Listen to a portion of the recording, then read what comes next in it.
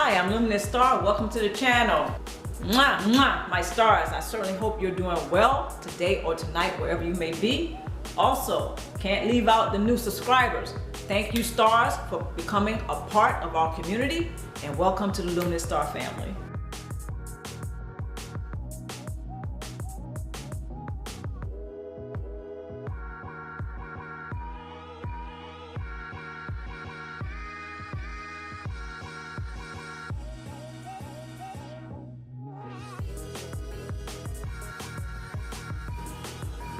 There's a lot in a name, so they say.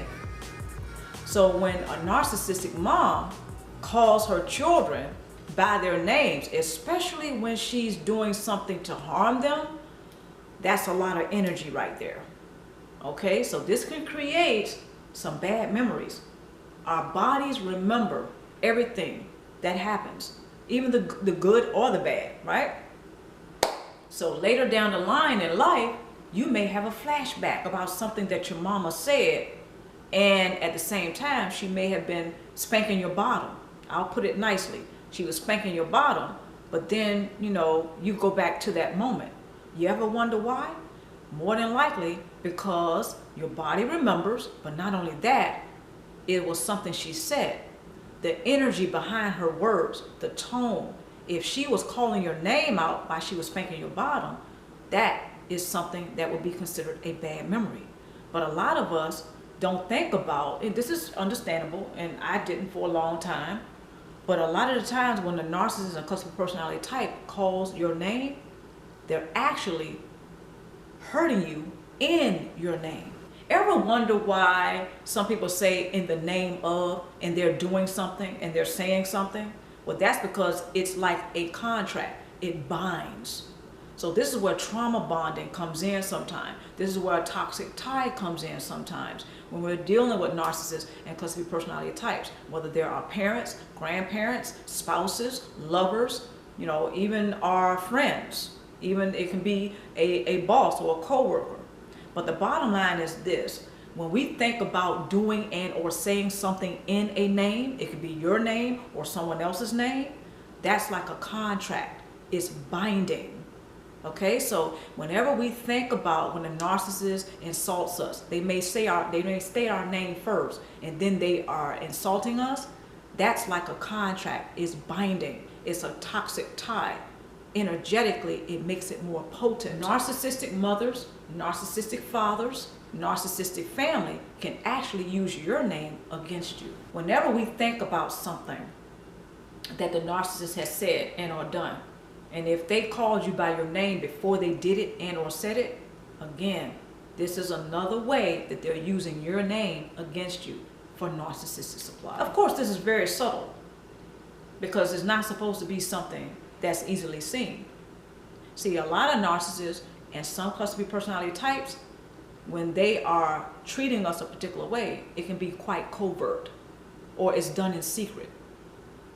Then when this stuff is done in our name, right? When it's done in our name, it just makes that trauma bonding and toxic tie even more secret. This is often why a lot of us unconsciously will keep their dark, dirty secret. That is that they're mistreating us. But when it's done in our names, we may feel guilt and or shame about it. This is often why we don't talk about it. We don't tell anyone. So think about how some narcissists and some cluster B personality types, such as our moms, some of us have moms who have cluster B personality type. Some of us have grandparents, parents, family members who have cluster B personality types. Just think about when they call you by your name and they're also mistreating you. Just pull back and look at that big picture. They're actually doing something in your name that's harming you.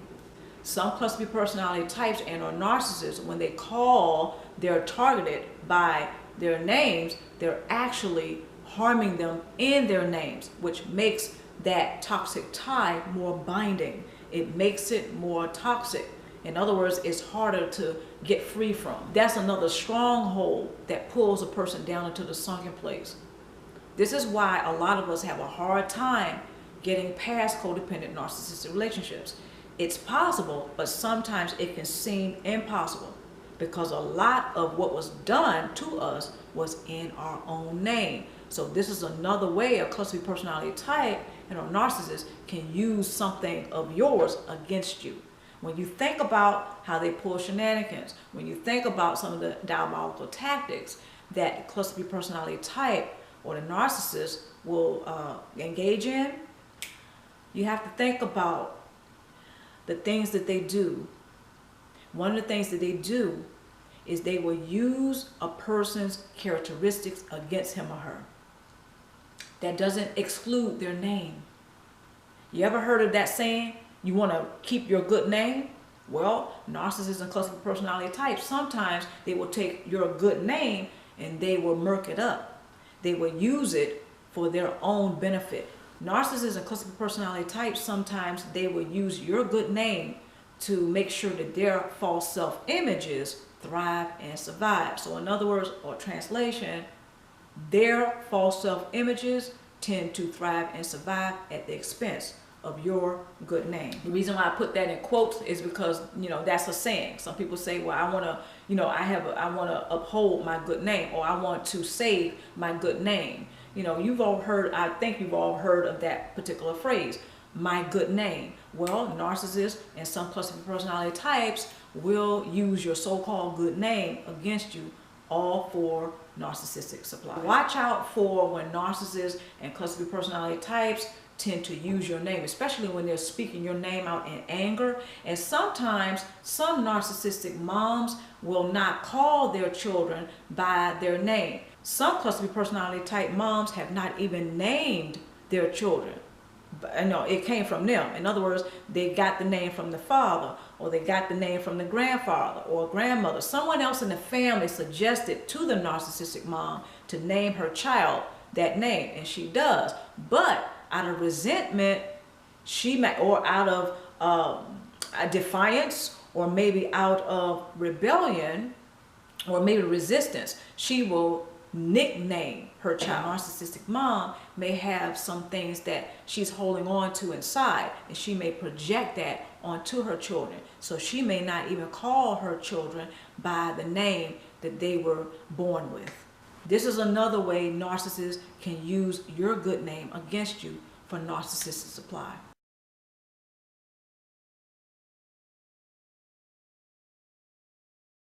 Tool number 1, embrace your identity. Okay, now some people will have a hard time with this, and I understand that, because some of us who have grown up in narcissistic families, we may not really know who we are, because we were groomed to self-sacrifice. We were groomed to please everyone else.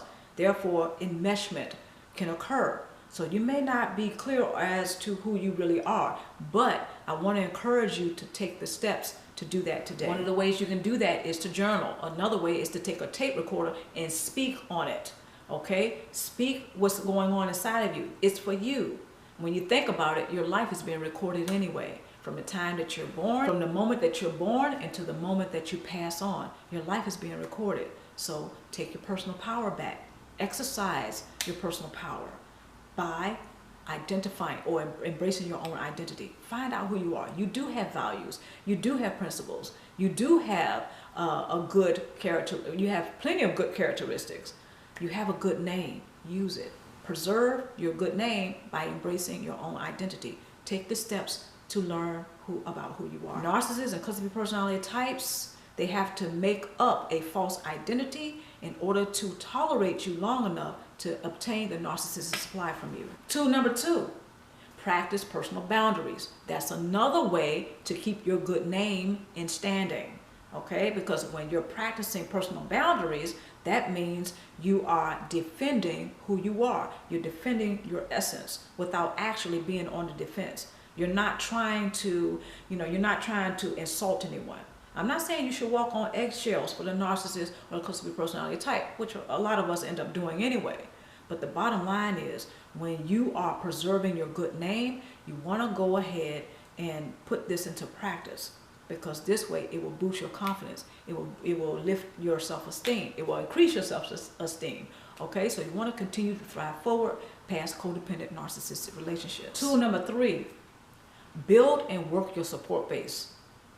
The support base is imperative because it will provide you a contrast. The contrast provides you three things: a peace of mind, balance, and harmony.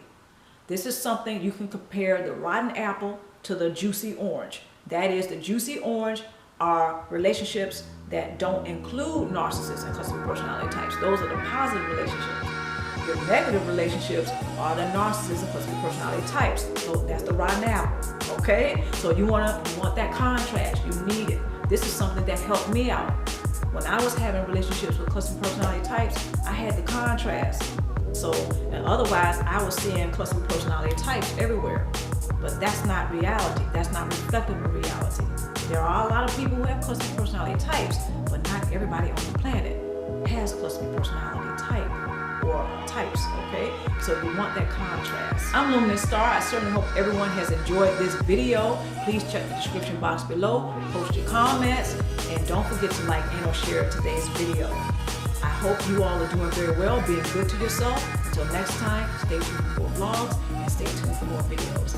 Mwah.